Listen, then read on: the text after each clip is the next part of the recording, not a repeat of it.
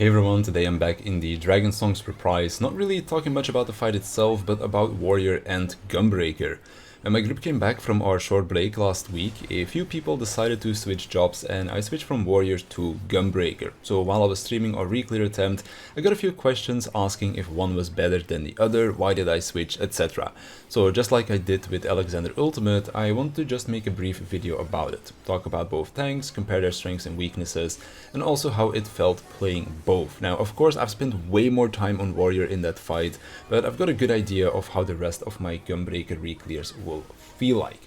Now if the only reason that you clicked on this video is to know which one of these two is better, then it depends on which one you're best at playing, or which one fits your team composition the best. But honestly, just play what you're good at, that will be the best for your team. The reason why I switched jobs is simple. Gunbreaker is just my favorite job in the game. So while I like playing Warrior for prog because of how easy it is to play and how it allows me to focus on the mechanics more and not on my rotation, after a few clears I wanted to do it on Gunbreaker as well. There's no this job is better than the other reason involved, it was just because I wanted to play it. So as for the major differences between the two tanks, I would say that there are 4 things. A different timer on the Envon, which does come into play into this fight, a different kind of rate-wide mitigation, a DPS difference, and also the busyness of play. Those are like the 4 big things I would say. So let's begin with this Envon. On Warrior, I use my home gang 4 times, although arguably only 3 of those usages are actually useful, the last one is kind of whatever. And because I didn't want my team to have to change how they went about the fight too much, I used Super Bolide twice. I could technically fit in 3 usages, but then again that 3rd usage would be kind of whatever, just like with Warrior, and then we'd also have to change the way we do phase 6, and that just wasn't worth the effort for me, so twice it is. Now the part where I used home gang, where I now don't have an invuln, also didn't really change too much cooldown wise for both me and my co-tank. Where I used home gang was during phase 2, phase 5 for the first tank buster, and phase 6 for the final cauterize, and also unlike the final Akmorns in phase 7, but that's really a useless home gang to be honest. So for Super Bolide, I used it for phase 2 and 6, meaning that we now have to share the tank buster in phase 5, and that we have to share the Akmorn in phase 7, but again it doesn't really change much, because we want to be using our cooldowns shortly after anyways for the auto attacks, so we just use our cooldowns earlier now. Now, the reason why it doesn't really change much for phase 5 is because you're kinda sitting on your cooldowns there. There's only 2 tank busters, and if you use all of the cooldowns that you're not using on the second one, that's going to be covering the first tank buster, and your cooldowns will also be back up for phase 6. The only thing that this changes is that you now have to do a tank swap for the tank buster, and that your healers also need to heal one of the tanks a little to make sure that they survive the triple cleave. So the only thing that you're really losing here is potentially a little bit of healer DPS if they have to use GCD heals. But seeing how we would always hold DPS at the end of the phase anyways, so that we would get our cooldowns back faster going into phase 6, then that's not really an issue either. But home gang does make things easier, it's just a nice thing to have even if it isn't per se needed. But if you don't have it, it doesn't really change anything for the rest of the fight either. So making the switch from Warriors to Gunbreaker didn't change how we had to go about personal mitigation for the fight. Because I could quickly touch on that as well, while people often like to talk up Warrior's healing and defensive kit, I feel like Gunbreaker is no slouch either, and I would even go as far as to say that I feel more tanky on Gunbreaker than I did on Warrior.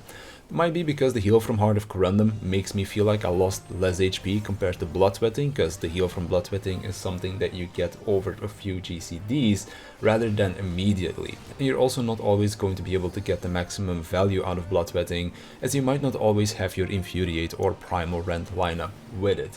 Whereas with Corundum, you'll always get that value, but over the course of a whole fight, Warrior does heal more, but there were certainly parts in the fight where I felt like I needed that healing more on Warrior than I did on Gunbreaker. But that might also have had something to do with our healer composition and not per se a tank reason, because both of our healers did switch from the healers that they were playing, so we have 2 different healers than we had in our original clear.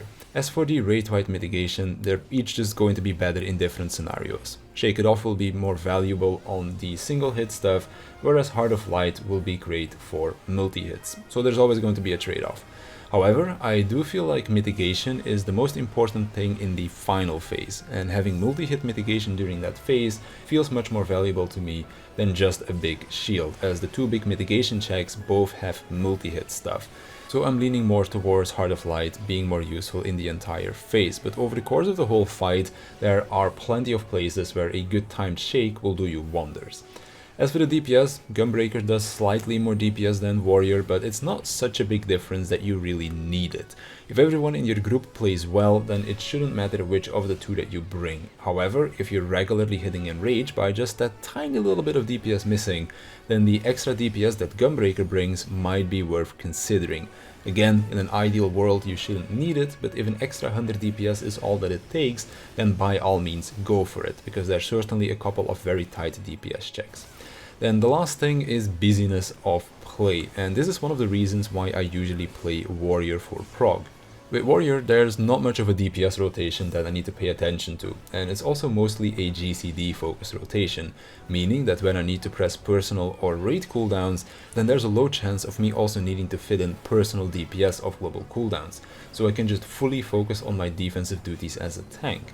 With Gunbreaker is the complete opposite. They have a lot of global cooldowns that contribute to their DPS, so there will certainly be parts in the fight where you're doing your burst, where you're weaving a lot, and then you'll also need to weave in defensive tank stuff during that. Makes for a much busier feeling, and you might find yourself struggling to fit everything in the limited off-global cooldown space that you have. But this does get better with more experience on the fight, as you'll know when you can pre-cast your mitigation and such. I guess it feels a little bit like that to me at the moment, as I just haven't had much time on the fight as Gunbreaker, and what little time I did have, I've mostly spent trying to figure stuff out. But once I get a few more clears under my belt, then I'm sure that it'll be smooth sailing just like it was with Warrior. But it won't change the busyness of the class. So if you'd prefer a more relaxing gameplay so that you can fully focus on mechanics, you could go Warrior, but now that I've learned all of the mechanics and I'm used to them, the busy gameplay of Gunbreaker does make things a lot more fun again for me. But that's just my personal feelings, of course. So to round things out, I don't really think that there's a best pick between these two tanks. When considering what you want to play, you should first think about what you're most proficient on and then go with that. But if your group is struggling with something, then you could always consider giving the other one a try and see if things go better for you. Both are solid picks and I could recommend both of them for you to try. And that's gonna do it for me, so I want to thank you for watching, I want to thank my Patreons for their support, and I'll see you in the next one.